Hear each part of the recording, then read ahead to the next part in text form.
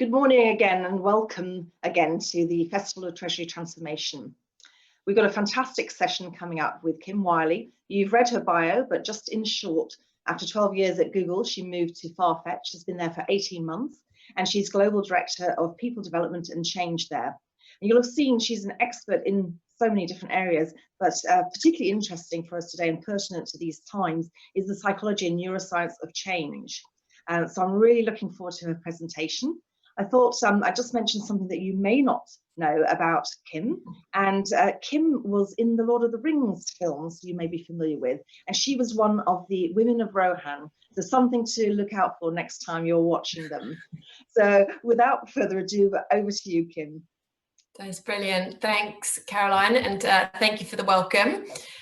You probably won't recognize me if you watch the films because the glamour of it was that I was literally covered in mud and wearing rags. So anyway, it was a fun little interlude when I was back in New Zealand.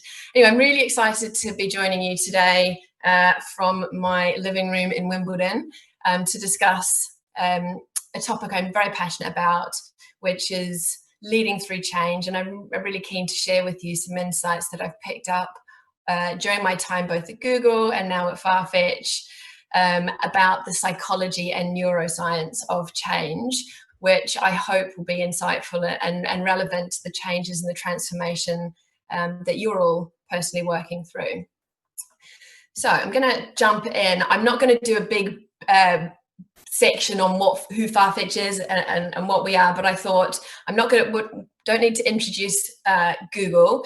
But as Caroline said, I've been at Farfetch. It's actually coming up 2 years now. And for those of you who are maybe not as familiar with Farfetch, we are a technology platform for the luxury fashion industry, which obviously is a few perks of the job for me, which is a nice little thing on the side. But we have a marketplace, farfetch.com, but we also provide technology platforms and solutions for many of the big players in the luxury fashion industry via our platform solutions business unit. So for example, we do the website and all the tech for Harrods.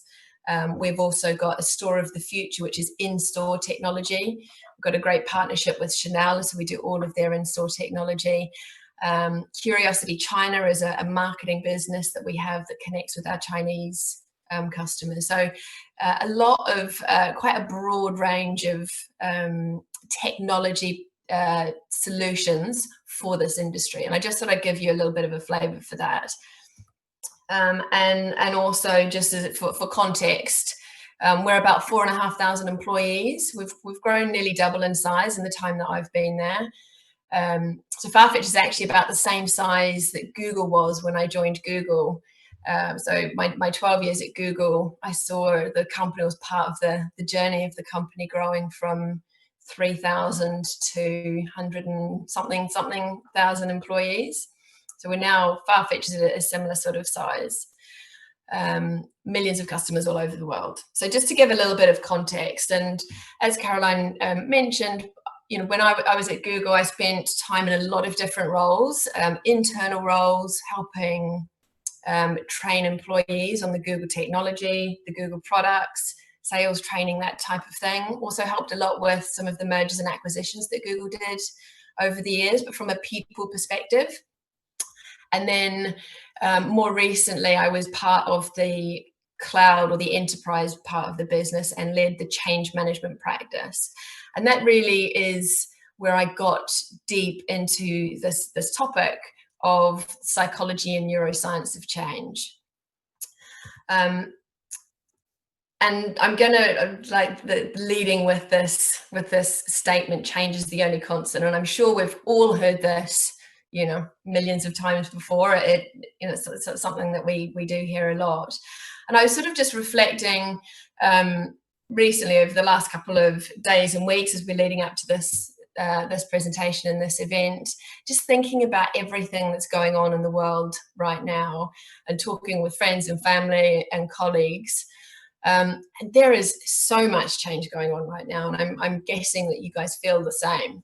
But I just from a little poll of, and thinking about this myself, I was thinking these are the types of change that I'm experiencing, that my colleagues and my peers are experiencing at work, but also friends and family in different businesses around the world. And actually, I wanted to just check in with this group before we go any further. So we've got 10 types of change, which I think probably many of us are experiencing. Just a question for you, out of 10, how many of these are you personally experiencing? If you could just use the chat function that you've got available, I'd just love to know, is it 1 out of 10, 2 out of 10, 5 out of 10, 10 out of 10? Just pop that into the chat box. I'd just really love to get a sense of the amount of change that this group in particular is currently dealing with. I'll just pause there for a second and wait for some responses to come in.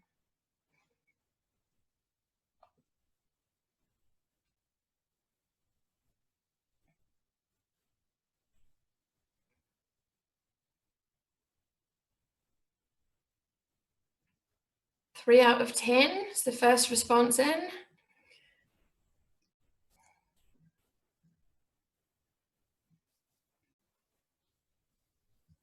Which either means maybe we've only got one person dialed in at the moment, or maybe the rest of you are still grabbing your coffees to start the day. Does anyone else share how many out of these 10 they're currently experiencing?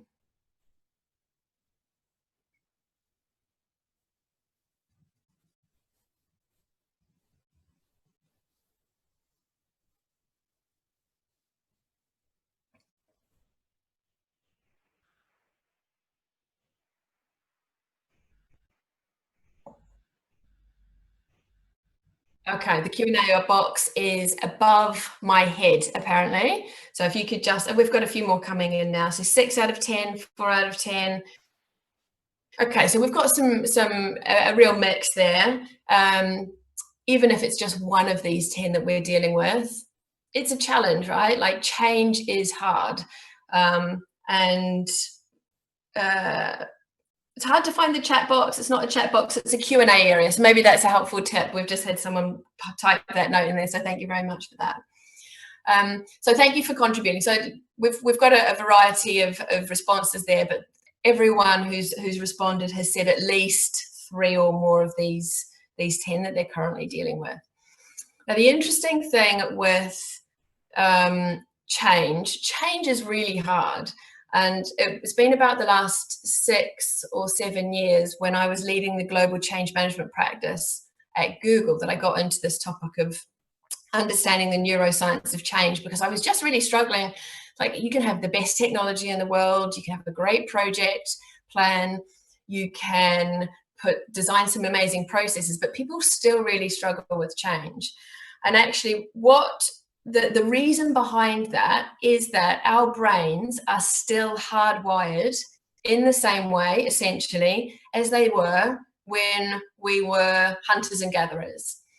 And I don't know if we've got any neuroscientists on this call or not. Maybe if you're a neuroscientist, drop me a note in the Q&A function.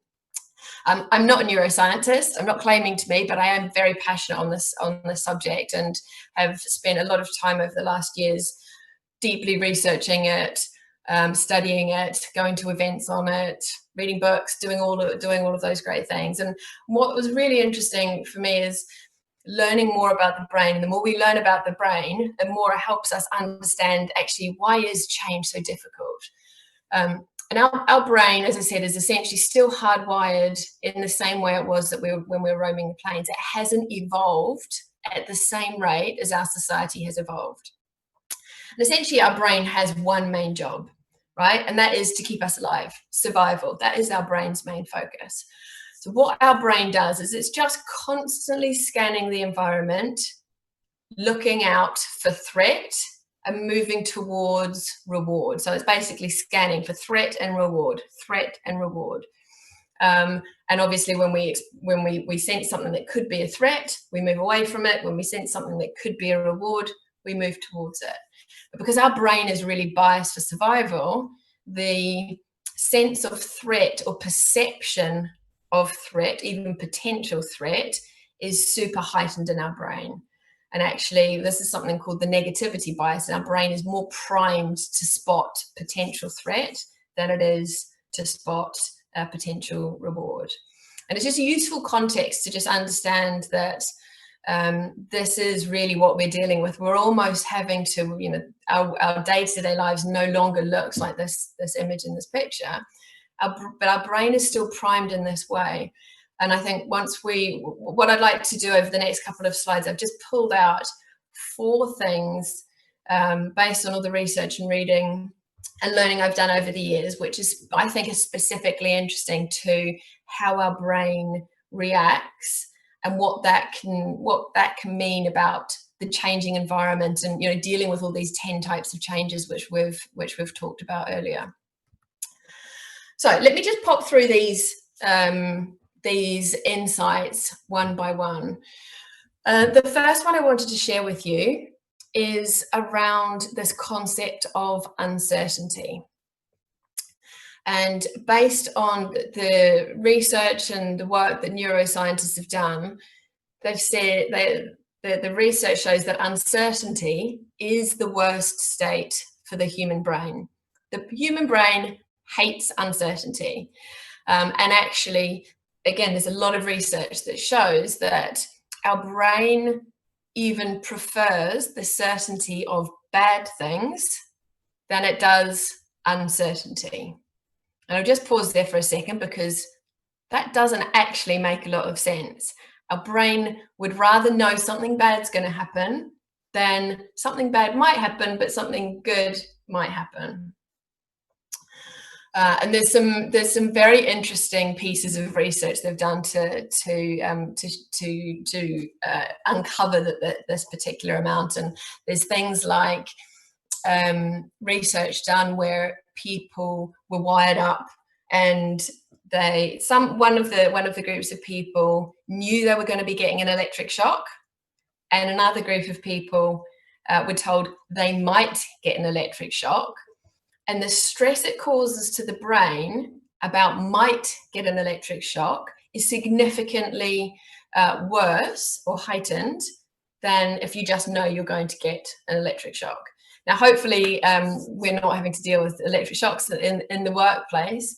But again, if we're thinking about the impact of this and thinking about the environment we're in, change in its nature is uncertainty. And if we're thinking you've got 3 or 5 or 7 or 9 of those different types of changes going on, how much uncertainty is that bringing to you, and how much uncertainty does that bring to the people around you? And keeping in mind that all of this uncertainty really creates quite high levels of anxiety in the human brain. So one of the things we need to do, and there's, you know, one thing I'll just call out now, there are no silver bullets for the magic answers to kind of get to create the conditions where change will go smooth, you know, 100% smoothly.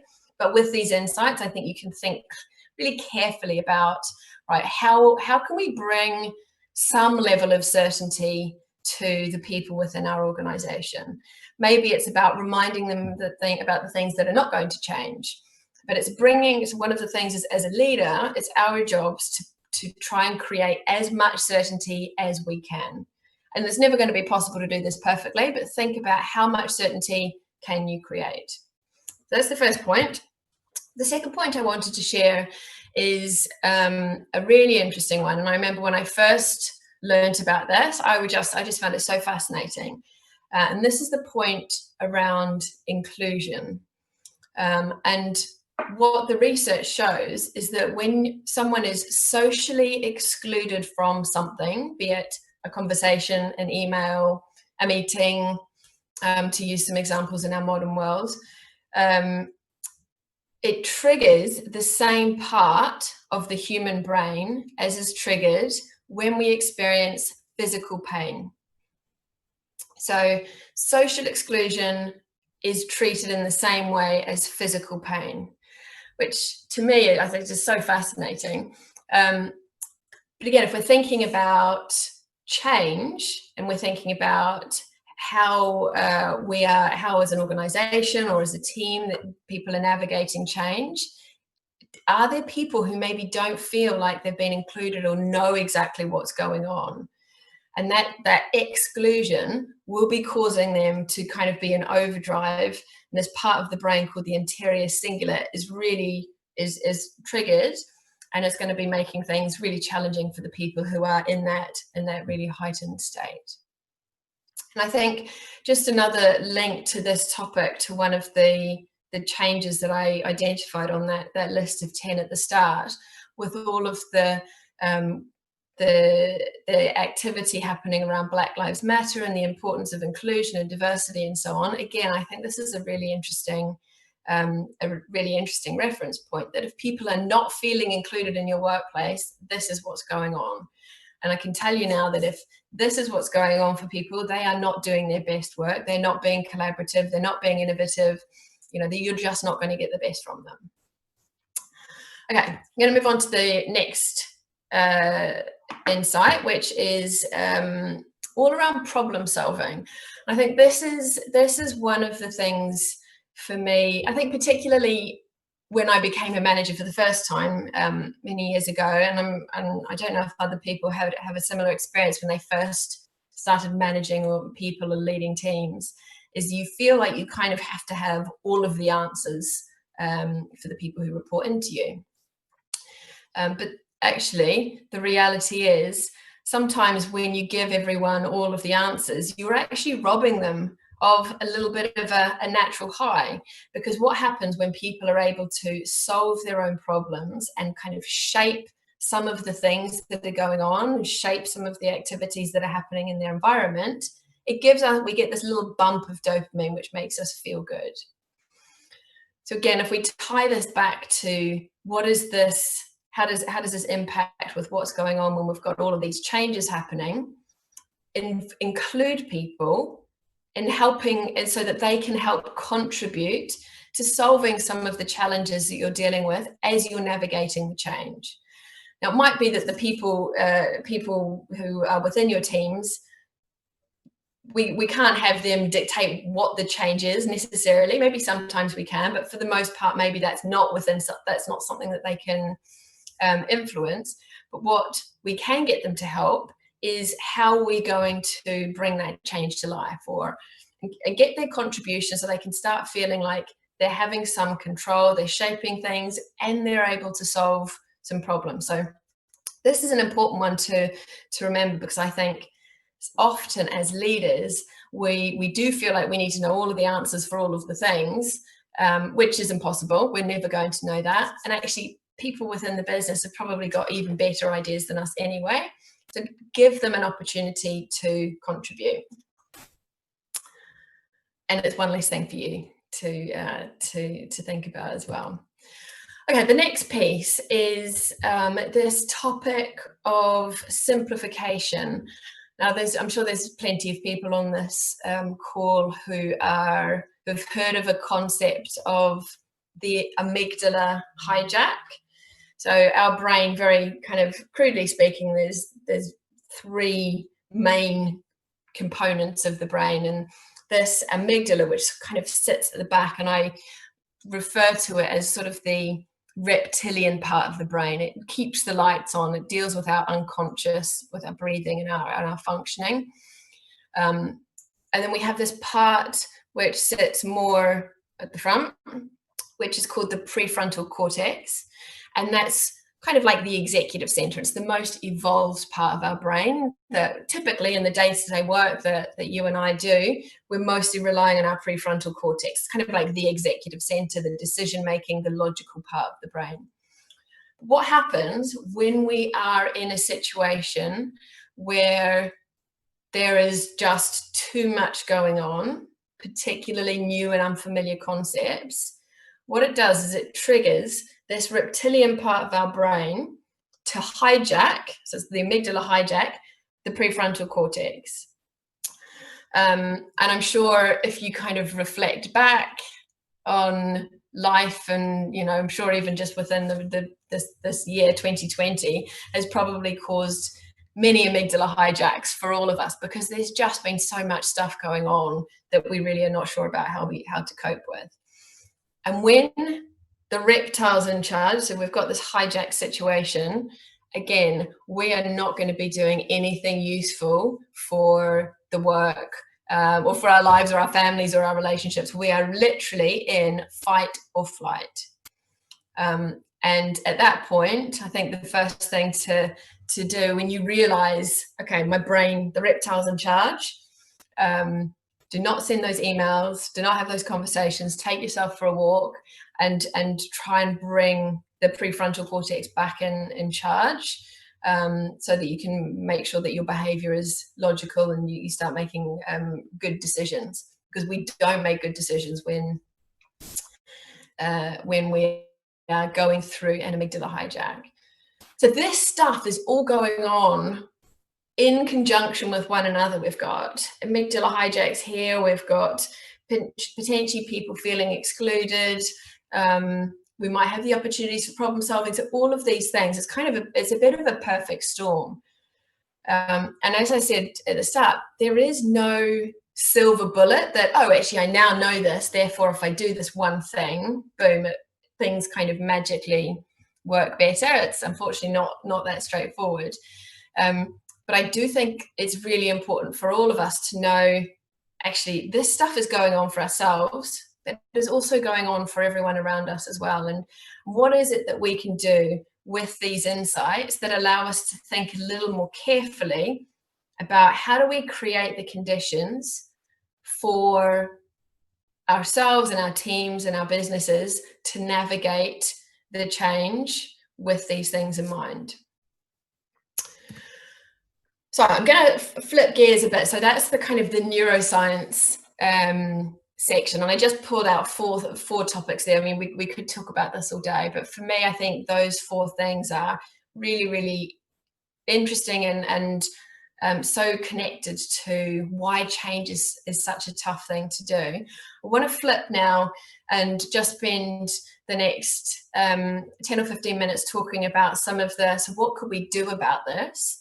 And then we'll jump into a Q&A at the end. So just to introduce this second section, I just wanted to share this quote, which I like from McKinsey, which is really about the importance of creating the conditions for change to land successfully. And one of the models which I refer to a lot, and during my time at Google, when I was working with the CIOs of our big cloud customers, I would talk to them about this head, heart, feet model. It's a really interesting, an easy one to remember, head, heart, feet. But what it refers to is the way that, so the only way you can really engage people with change is if you connect with them on all of three of these levels. Now, just as a little nod to Farfetch, I decided rather than doing a stick figure to demonstrate head, heart, feet, I would use items that are currently for sale on farfetch.com, if anyone is interested. But let me just talk you through what I mean by head, heart, and feet. So the first thing that needs to happen in order to engage people with the change or the transformation that you're working on is you need to have that rational connection with them. And that really means, how do we tie this change or this transformation initiative to the big picture, to our strategy, to our vision, to our mission? How is this change or transformation going to help us move to whatever our aspirations are? And that creates that logical connection or the rational connection. I know why this is important, but the logic is there. But that alone is not going to drive behavior change. The second thing that needs to happen is we need to make an emotional connection with people. And to be honest, this is the hardest part. But if you don't make an emotional connection to people about the change, it's very hard to get them to start operating differently. Now, broadly speaking, and we could go into this in a lot more detail, but broadly speaking, based on the experience I've had with working with Google's biggest global cloud customers all over the world, is that you can either, well, you should do both of these things, but number one, work out what is in it for the population. And the first thing that happens when any of us hear that there might be a change happening, we can't help it. We firstly think, what does it mean for me? We're very this comes back to the brain. It's constantly scanning because a change could represent some sort of threat to your personal safety or security. So working out what are the benefits for the individuals within the population? What are the benefits to them for this change? Is it going to give them some new skills maybe? Is it going to allow them to perform better? Is it going to help them be more successful in their roles? You have to work out what is in it for them. And sometimes it's very hard to do this because sometimes the change is we have to let people go. That's a very hard one to identify what's in it for them. But that's the first place that we should start. See if we can dig through. Maybe there's something not in the short term that's good for them, but maybe in the longer term there could be some opportunities for some personal growth or development. And then the second broad chunk of things that you should do to make an emotional connection is get people involved. So coming back to this point of including, getting people to contribute to problem solving. And the more you can do that, the more they'll feel part of what's going on. And then they'll ultimately be more engaged in whatever this project or the transformation is. They'll be more engaged in it being successful. And then the third piece is around making sure that the population has the knowledge, the skills, and the ability to operate successfully in whatever this new construct is. Particularly as adults, when so much of the work that we do or the skill set that we have is kind of tied to our egos, to our personal brand. If we've been seen as the expert in doing something using an old tool or doing something in the previous way, of course we're going to say actually the new way is not good because it means we'll no longer be seen as an expert. So you've got to give people the training, the skills, the support, whatever it is that they need, that they can then operate successfully within the new construct. So that's kind of an easy thing to remember. As I said, head, heart, feet. It's almost like a little checklist as you're working with your teams or your business about how do you drive the change. You have to work through each of these components. A slightly random just pop quiz, maybe for you to put your comments into the Q&A box again. Which of these three items do you think is the most expensive on farfetch.com? Just a little random pop quiz for a Monday morning. Give you guys a couple of, do you think that these elaborate sunglasses are the most expensive, or is it the Miu Miu purse, or is it the shoes? Anyone want to take a guess of which of these three is the most expensive item?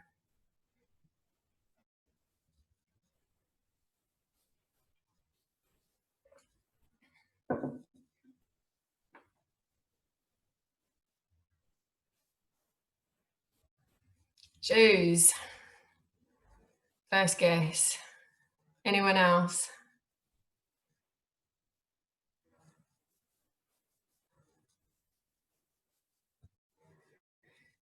So the question is, which of these three items do we think is the most expensive? Just a random little quiz. I'll just give it a couple more seconds.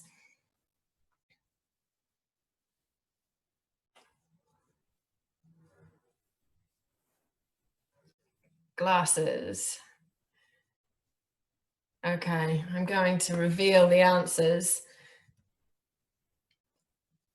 Feet, purse. Look at this. Anyway, just a wee insight into some of the things that my company sells that you think, gosh, that's unexpected. Anyway, if you're in the market for some nice grey shoes, you know where to come and buy them. Anyway, let's move on.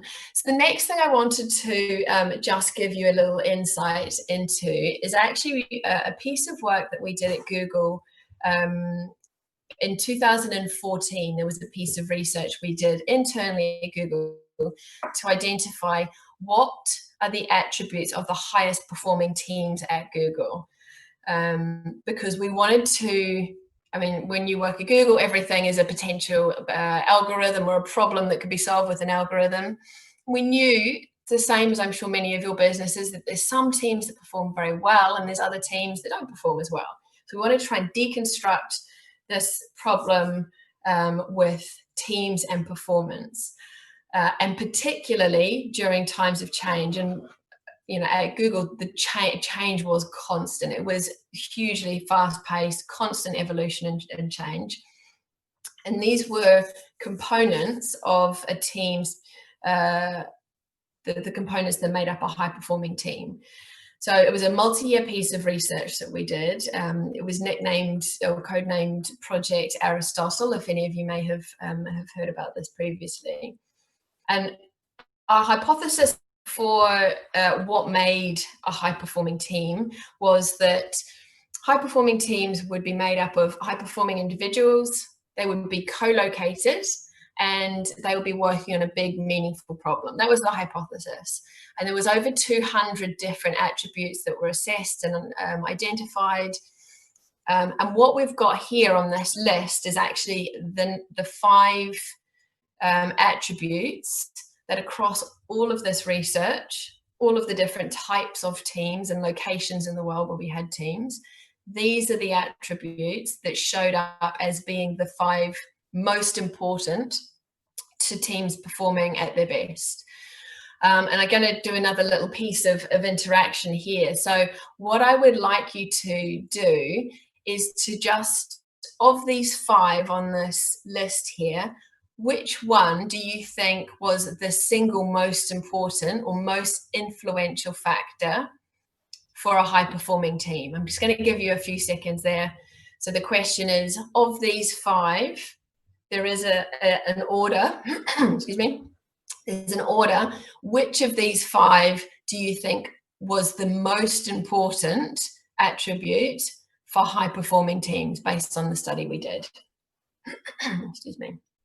I'm just gonna, right, there's a tiny delay between my speaking and my seeing your responses, so I'll just give you a couple of seconds to have a think about that. What was the number 1 most influential?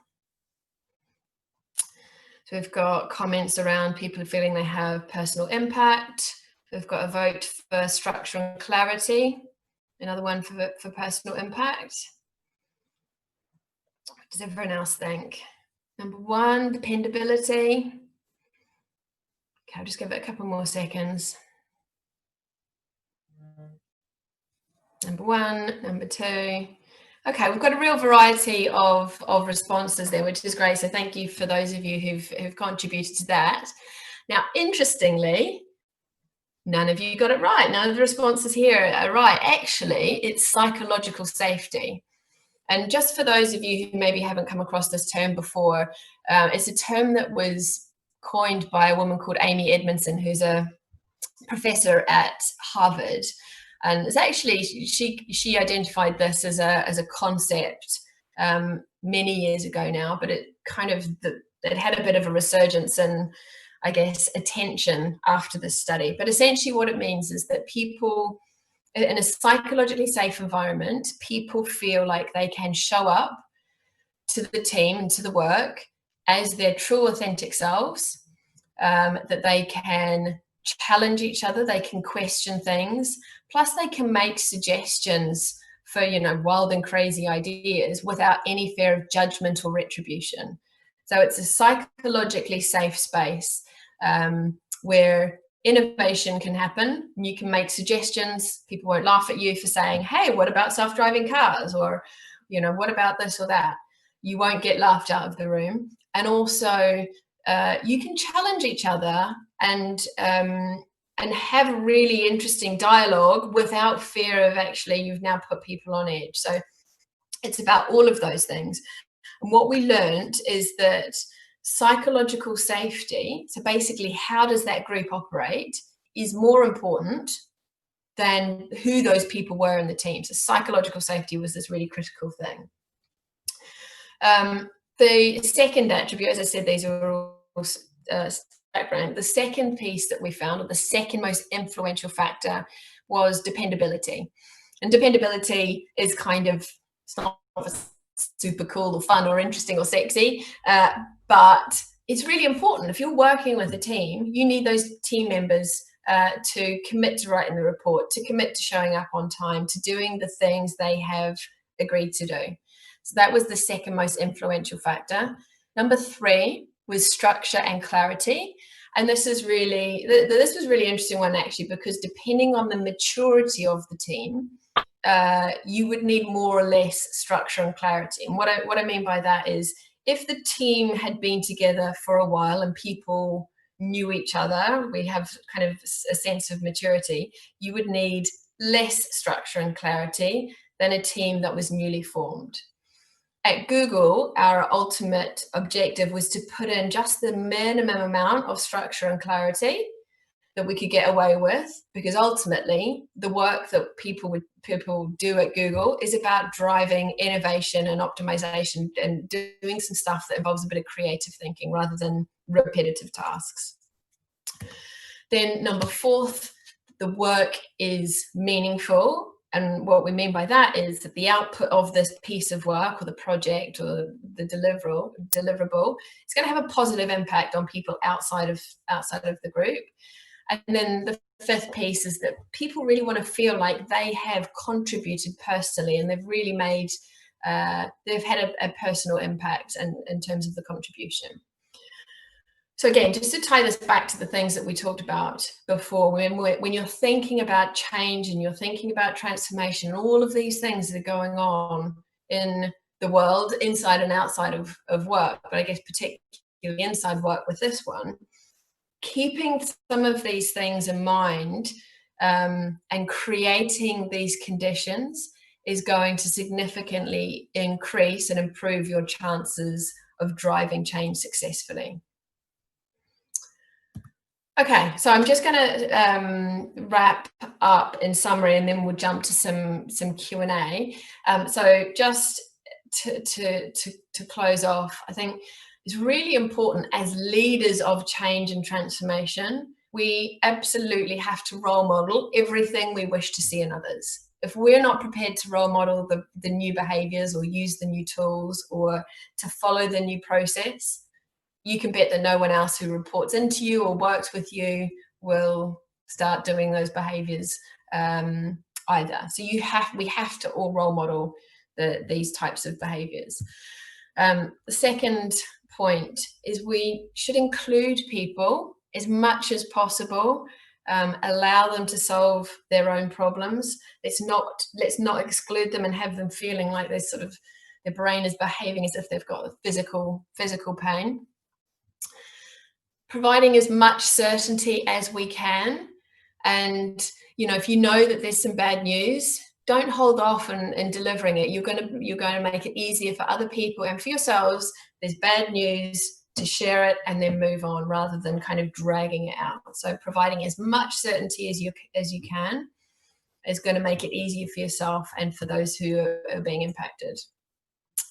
Being realistic, being positive about things, but we also need to be really realistic about the expectations we set, so we don't set ourselves and others up for failure. Make sure we engage with people, head, heart, feet. What's the rational connection I need to make for these people? What's the emotional connection I need to make? And how do I provide those conditions, the skills, the knowledge, ability that will allow them to move forward and take those next steps? And then lastly, thinking about psychological safety as a real core construct of a team if you want that team to perform at its best. Dependability, structure, meaning, and impact. I am going to call it there, finishing with a quote here I like from Peter Drucker, which is around the greatest danger in times of turbulence is actually not the turbulence, but it's to act with yesterday's logic, or I guess to be thinking about these changes using partial insight, or using not coming to solve the problems with this full understanding of actually what's going on in terms of people's mindsets and understanding of things. Okay, that's all for me in terms of the slides, and I think we've got about 5 minutes just to do a Q&A. I'm not sure if there's any Q&A come through, but Caroline, should I pass back to you? Thanks very much, Kim. Absolutely brilliant, really, really fascinating stuff. And particularly the part about inclusion and triggering the same part of the brain as physical pain. I've not heard that before, and it's absolutely relevant to the whole focus on diversity inclusion and Black Lives Matter at the moment. Really important, to be aware of that, how damaging it is for an individual to be socially excluded. So thanks for all that. I've got loads of questions myself, but I see questions coming in, so I will be fair and share them out. And the first question we have is, what will be the first thing you recommend a manager, a team leader to do to keep the team engaged in the transformation process? So I think it comes back to this, including them and having them involved in it. So number one, make sure that they know why it's happening, and this, that logic, that headpiece. But then having the team feel like they can contribute to how they get to that end point, because they might have some great ideas that you haven't come up with yourself about how they can get from A to B, or just the more opportunity you can get to have them contribute, share their ideas. It brings a sense of certainty to the work that they're doing because they're helping to shape it. They feel a bit of autonomy, and they're getting some bumps of dopamine from problem solving. So that would definitely be the first piece. Invite them in, ask for them to contribute, so you get that shared sense of ownership. Yeah, great. Thanks very much. And another really interesting question here. How does the brain respond to ongoing change and uncertainty rather than as a one-off? Yeah, great question, because that is the truth of it, isn't it? It's not like we go through one change and then, now everything's stable again. And then maybe next year we go through one change. So I think that the reality is that we are going through so many changes all of the time.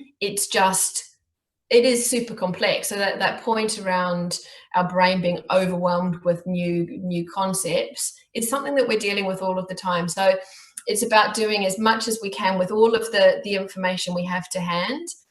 I think one of the things that can be super helpful, which I think I touched on, is a concept I call anchoring, which is reminding people about the stuff that's not changing. Right. And it sounds really basic, and it's like, yes, of course I should, but just thinking about, okay, the company's still got the same vision and mission or strategy. We can anchor ourselves to that.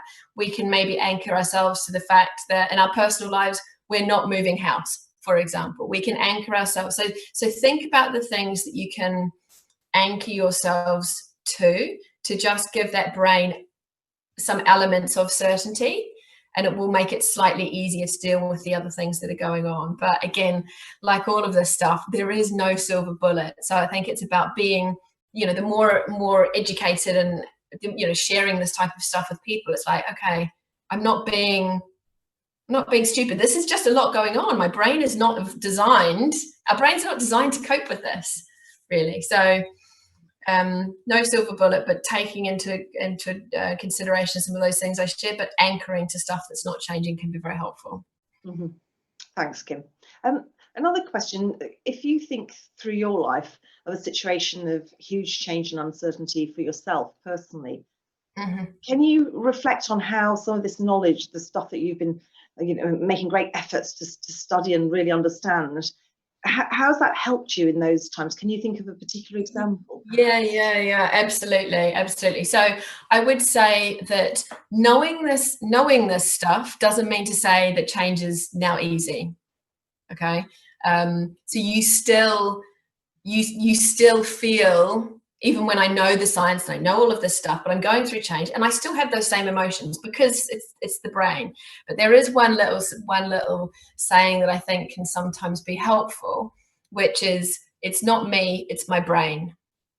It's like, it's our brain that's doing this to us. And I think there's things that we can all do to take care of our brain so that it is healthy and in good condition, I guess, so that when we are overwhelmed with stuff, it's like going to the gym, right? So there's things that we can do for our brain, meditation and mindfulness. And this is all based on science. This is not me going all yoga on you, but meditation and mindfulness, eating well, and intermittent fasting is it's some really interesting research coming out actually about not eating for certain periods of time is very good for our prefrontal cortex. So you can look up the research on that. Sleeping well, we know that, and exercising. But these things are all good for our prefrontal cortex. And when our prefrontal cortex is in good shape, we're more able to deal with some of the stresses that go on, because we can then push that reptilian part back into, we can get the prefrontal cortex back in charge when we get the amygdala hijack, if the prefrontal cortex is fit and healthy. So we should be thinking about it like we do with taking care of the rest of our body. Thanks, Kim. I sometimes find just talking to myself, telling what you can reinforce things if you tell yourself often enough. I don't know, there must be some science behind that, I think. Well, one of the things that makes us, so something that's unique to humans, is something which is called metacognition, which is the ability of a human that we can all kind of observe our own thinking. So we can think about our thinking. We can go, oh, I'm feeling angry. Oh, I'm feeling this, or oh, I'm, and actually just even that micro moment of consciously observing how you're feeling, what it can do is it can put that prefrontal cortex back in charge. Then we can start being a bit more rational and logical. So when you feel something going on, first go, okay, what am I feeling? Am I feeling anger? I'm feeling stress. I'm feeling, naming those emotions, thinking about what was it that triggered that, and how am I going to bring myself back into control? So that metacognition of thinking about our thinking, that little process can put us back into control, which is kind of an interesting a brain hack, I guess. Now we've got two more questions and then we'll have to start. I wonder if we can rattle through them because they're interesting ones. Well, one is actually a comment, and maybe you can comment back. The person says, I like the idea of anchor, but we're also told that business needs to be agile and change. Mm-hmm. Yeah, absolutely. Yeah, so I think you've got to anchor on the right things, right? So there's some things, and it might be that you need that the anchors that will help your brain deal with stress and change is anchor on stuff in your personal life, because work life is constantly evolving. Or it might be that you can anchor on, my manager's the same, the CEO is the same. I wouldn't anchor on maybe the work that you're wanting to evolve, because I agree that that's going to be counterproductive.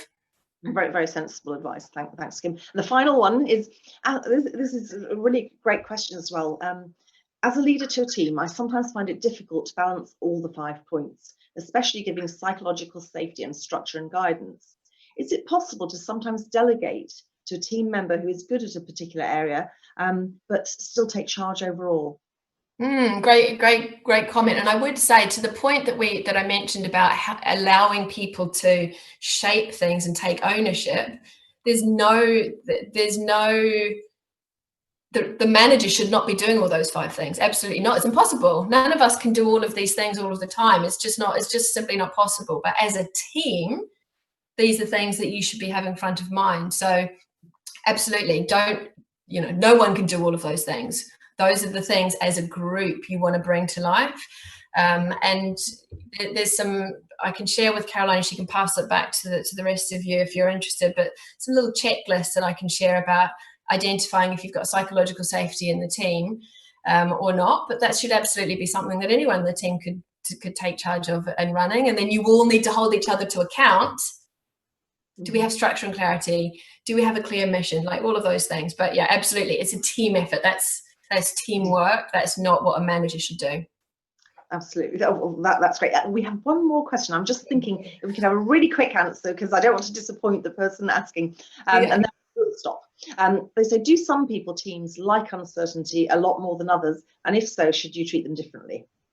Good question. I think all people have different levels of tolerance for certainty and uncertainty. Absolutely.